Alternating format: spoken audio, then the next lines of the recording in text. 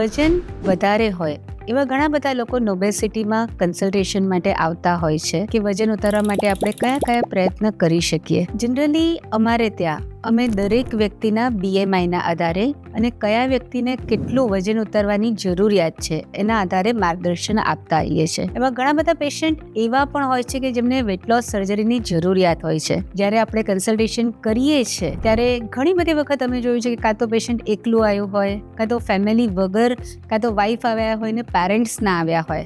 તો જ્યારે એ કન્સલ્ટેશન થાય અને એ પછીની જે સર્જરી થાય એ વચ્ચેના દરમિયાન ઘણા બધા લોકો એવા છે કે જે સર્જરી નથી કરાવી શકતા. તો આજે આપણે એ ડિસ્કસ કરીએ કે અગર કન્સલ્ટેશન થયું છે, તમને એ ખ્યાલ આવ્યો છે કે બેરિયાટ્રિક સર્જરી એ તમારી જરૂરિયાત છે, તો પણ તમે આ નિર્ણય કેમ નથી લઈ શકતા. એના પાછળના જે કારણો છે એમાં એવું છે, સૌથી પહેલો ડર. આપણને એવું લાગે છે કે ખરેખર આ વેટ લોસ સર્જરી કરાવવાથી મને સમાજમાં લોકો અપનાવશે. બીજો ડર હોય છે એનેસ્થેશિયાનો, મને કંઈક થઈ જશે તો. ત્રીજો ડર હોય છે ફેમિલી પ્રેશરનો કે ના આના કરતાં આપણે નેચરલ પ્રયત્ન જ કરવા જોઈએ.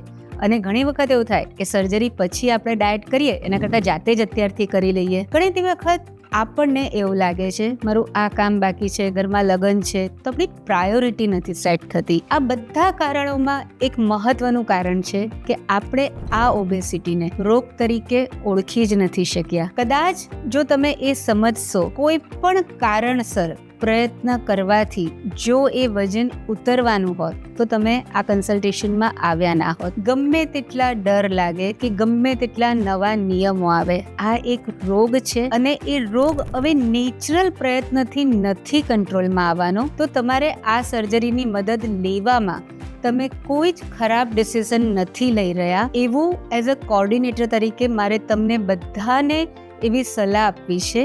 ડર લાગવો એ કોમન છે, કન્ફ્યુઝન થવું એ કોમન છે, પણ તમે તમારા દરેક કન્ફ્યુઝનને કોર્ડિનેટર સાથે શેર કરો, ક્લેરિટી મેળવો કે ખરેખર હકીકત શું છે. ઘણી બધી વખત પેશન્ટ પૈસા માટે અટકાય છે અથવા તો કયા ડોક્ટર વધારે સારા છે એવી બહુ જુદી જુદી જગ્યાએ ઇન્ક્વાયરી કરીને એ કન્ફ્યુઝ થઈ જાય છે કે હવે હું ક્યાં કરાવું. મને એવું લાગે છે કે આ દરેક વસ્તુમાં તમે જે પણ વ્યક્તિ સાથે કરાવવા ઈચ્છો છો ત્યાં બેસીને ખુલ્લા મને ચર્ચા કરો. એ ટીમનો પણ એક અનુભવ છે, એ ટીમની પણ જવાબદારી છે કે તમારું રિઝલ્ટ સારું આવે અને તમે ખુશ રહી શકો. તો બેરિયાટ્રિક સર્જરીના કન્સલ્ટેશન પછી એક ફેમિલી ડિસિઝન લો, બીજી વાર મળો, ત્રીજી વાર મળો, પણ એક ડિસિઝન નક્કી કરો, એક ટાઈમલાઈન નક્કી કરો કે તમે ક્યાં સુધી હજુ આને ડિલે કરી શકો છો અને કેટલો વખત પછી તમે આ કરાવી શકો છો. What is right time of surgery. દરેક વસ્તુ ખુલ્લા મને ચર્ચા કરીને એક નિર્ણય લો તો તમારી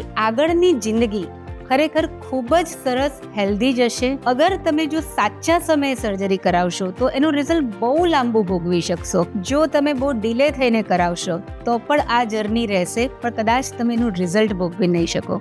તો મારી દરેકને નમ્ર વિનંતી છે, કન્ફ્યુઝ ના રહો, ક્લેરિટી મેળવો અને સાચું માર્ગદર્શન મળો. ટીમ ઓબેસિટી ઓલવેઝ હેલ્પ કરવા રેડી છે.